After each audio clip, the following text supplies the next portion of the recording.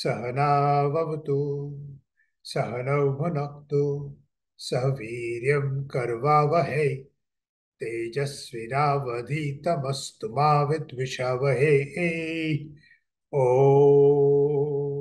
शान्ति शान्ति शान्तिः हरि ओम श्री गुरुभ्यो नमः हरि ओम अन्यथा शरणं नास्ति त्वमेव शरणं मम तस्मात् कारुण्यभावे रक्ष मां रमणेश्वर रक्ष मां रमणेश्वर रक्ष मां रमणेश्वर. So we can continue our dialogue about what we have been discussing in the past and having the clarity about what is it that we are really seeking? What is it that we are really talking about? And what is it that we really understand by the terminology we use? So, since you have not sent me any question today, but you have been the best in raising a lot of questions, and this is the kind of questions, these kind of questions help us clarify and clear out our obfuscation. We kind of clear the mirror because there's always a fine layer of dust on the mirror that we don't see. We see our face and we shave or wash our face, and we may not see a fine layer of dust on the mirror. That fine layer of dust on the mirror is the mind, is the thought processes that obscure me from seeing the mirror clearly. And yet I see it, and therefore I think I'm all right. So this is an example that even when I see my face in the mirror, I still don't recognize that I'm not, that there is a veil, a parda, a screen between me and my face if there is dust on the mirror. If the mirror is clean, it's okay. But we have to clean the mirror every now and then to clear the dust. And so is the question, so is the issue with our mind. Our mind has the habit of thinking only about myself, about me and my world. That's it. My world is a selfish world. If I were to go to somebody or tease somebody by saying, "Are you selfish?" the person would immediately say, "No, no, no, Bandhu. Why do you think I'm selfish? I'm not selfish at all." And that's the dust on the screen. I'm not selfish. No, I'm very selfish. It's cleansing of the dust. I'm very selfish in everything about my hunger, about my shelter, about my clothing, about my money. And unfortunately, money has become the new God. In the world today, money is the God. Everybody is selfishly, vehemently, viciously following the money trail. Everything is money. Even if it means a heinous crime, it's for money. The countries and the agendas of various political, what should I call it? Political heads. It is a very, very limited, selfish agenda. Whether it be for this gain or that gain, it is for power and money and power. So having said that, Yuvrajji, I'll ask you if you have any question particularly for today. But last time, and interject if you have, last time you had raised the question, is it the reality that creates the unreal scenario, or is it the unreality of things? Let me go to, I think you had said, I'm trying to recall those words. If you recall, you let me know. Yuvrajji, if Mm, you let me I, know. I don't re I I don't would, remember now. okay, you had raised a question, and I thought we could start. Here it is. Okay, you had said, yes, here. Does that ultimate reality do anything? Does it do anything or has a connection to the temporary reality created by you, me, and others? So here is a question. Ultimate reality, does it have any connection with the temporary reality I create? So this is where the confusion is revealed by the questioner. So there's nothing called temporary reality. Reality is only one. Mhm. It is permanent. Everything else is temporary. So if what is temporary, if we use the term reality to mean the ultimate knowledge, if we use the term Mhm. reality to understand that that is the truth alone that I'm talking about, if I understand that that reality is consciousness, awareness, heaven, God, whatever name I call it by, then that reality cannot be temporary. So when we talk about temporary reality, we are talking about my world. World is an impermanent, selfish abode. So we Mhm. cannot say Mhm. is temporary reality created by, no, stop right there. That there's nothing called temporary reality in that sense. But in the worldly sense, and if we come down to this level, we say, yeah, my car is real. My body is real. Mhm.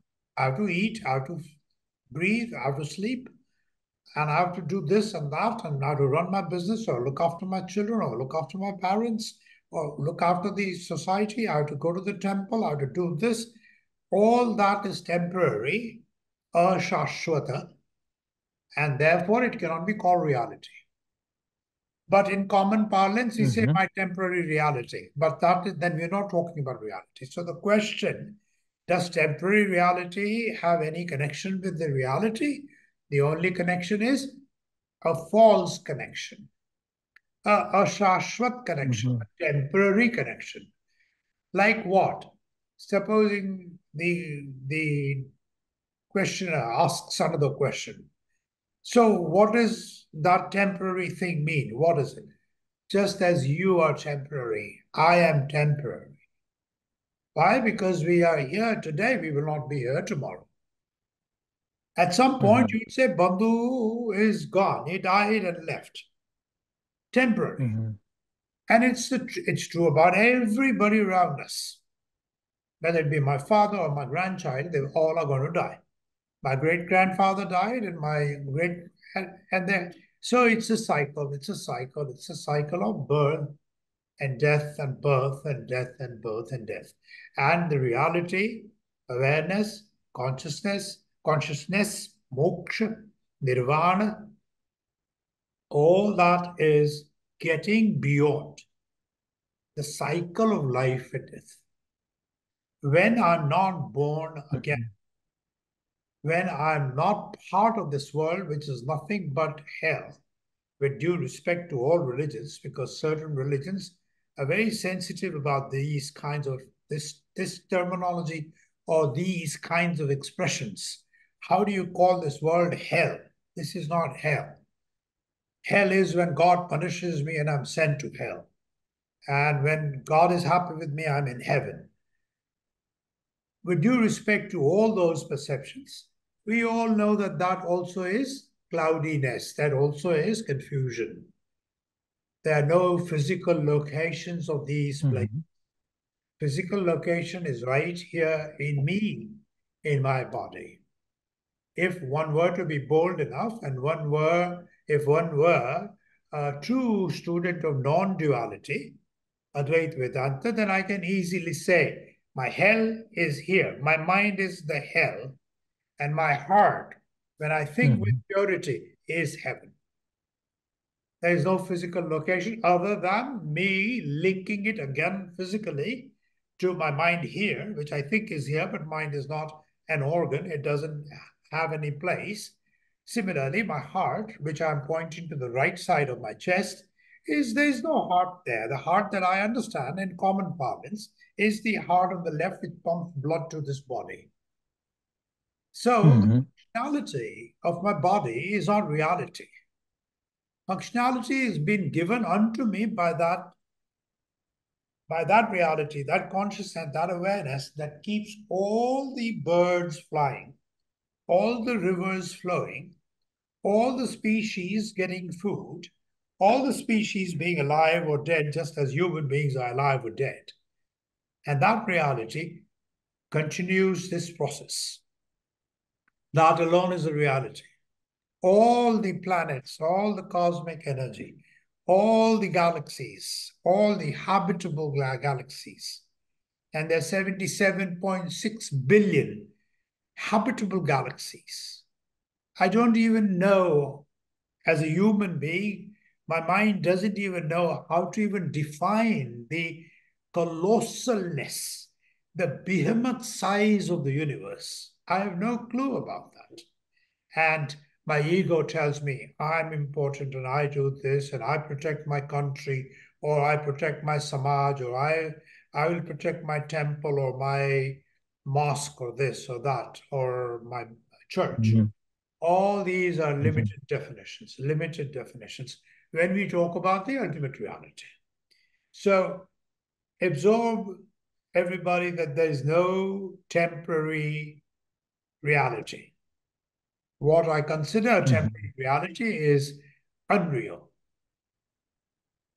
Mm-hmm. Go ahead, any questions? I'm sure you do. Uh, yeah, and thank you for the answer of this question.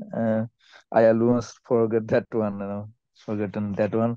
But Yeah. anyway, from the viewpoint of the ultimate reality, yeah, it is by nature, it is false. The temporary, the nature of this.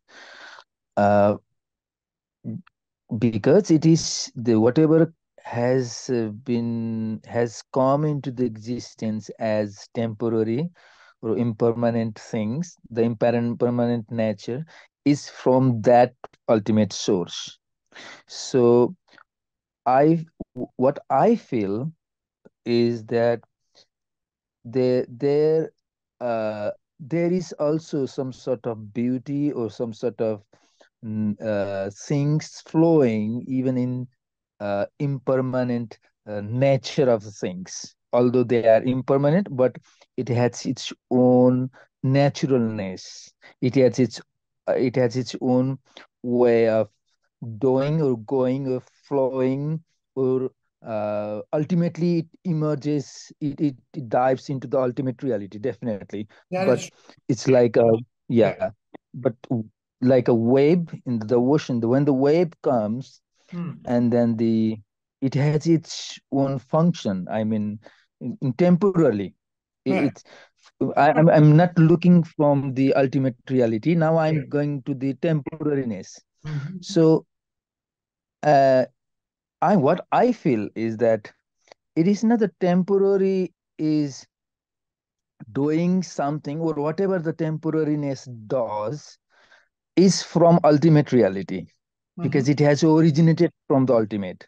Mhm. And the temporary has its own action, I feel, Mhm. although it is from ultimate source. But and in relation to uh, now what is happening in the whole world, that is what I mean to use this temporariness, is that because the things that are happening in the society, and I'm part of the society, in the whole world, and all the things that are taking place, all the activities, all of this chaos, all these things that are taking place is of definitely it is temporary, and it will not be here in the same way as the ultimate one.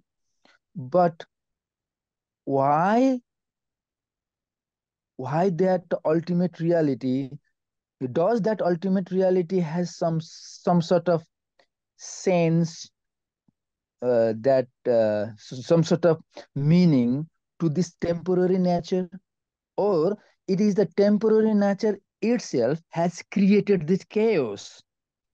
Okay, so I got the point. So I got it. It's because of faults. That's why people are, because it's false, or it is So, illusion. But so, people are doing the things. Yeah. Okay.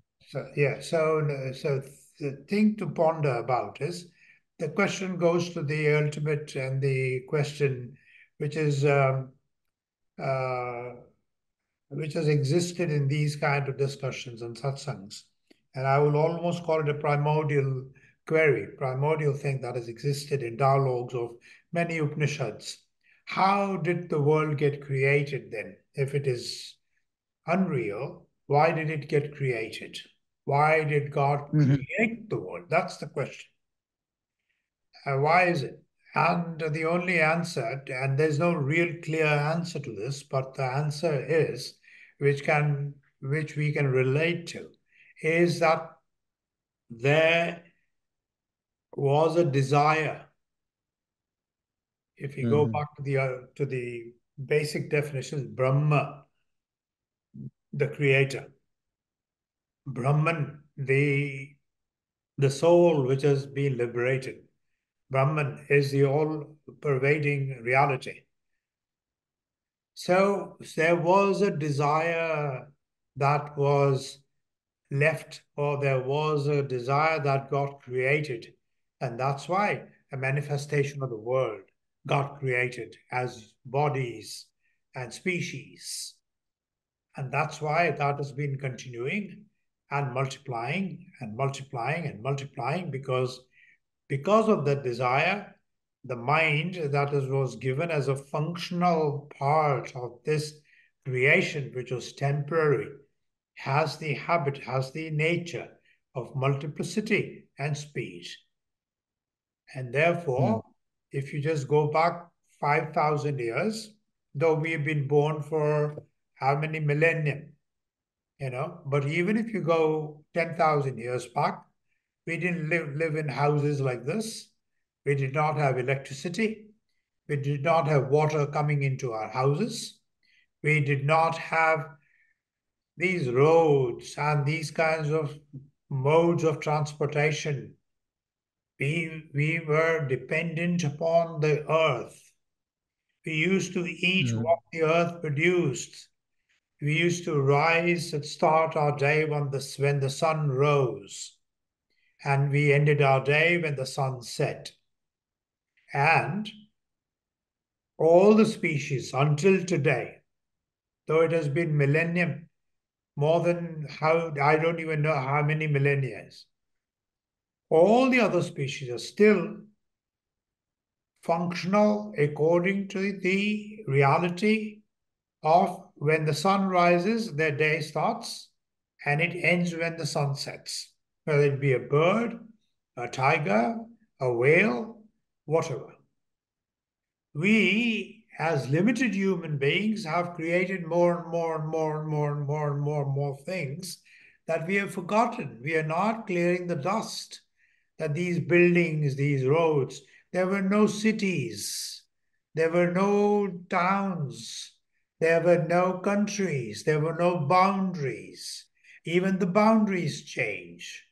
Even the countries' locations change, right? That could have been part of another country. So boundaries change, countries change, religions change. We don't even know all the names of all the ancient religions that our great grandfathers, great grandfathers, great grandfathers, great grandfathers, great grandfathers practiced. We don't even know if they were a Hindu or a Muslim or a Christian or Judaic. We don't know. We don't know anything, but we still think that this is the reality. And we are so enamored, we are so attached to it that we can't get beyond thinking. So the best is one on one, best is to stop thinking about these things. Meditate, meditate. To whom is this question? If Raman Maharshi was here, he would have advised both of us to whom are all these dialogues emerging? whose mind is engaged in this kind of dialogue. Stop it. He would say, stop it, Bandhu, don't talk about it, just stop it and meditate as to who am I?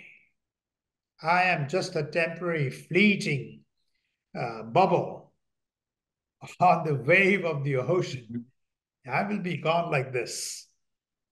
And so, since we talked about universe and the size, I'm going to refer to the scientific data that I have made a note of, just so that this comes up so very often, scientific data. So here, there are 60 billion habitable planets. These are the science. This is not my thing. This is a scientifically proven things that scientists talk about. 60 billion habitable planets. We think we are the only ones. If anybody talks about a UFO, the countries suppress that kind of information because they don't want the public, the masses to go crazy. Oh, what will happen if we are invaded by somebody? So 60 billion habitable planets, 706 trillion planets. 706 trillion planets.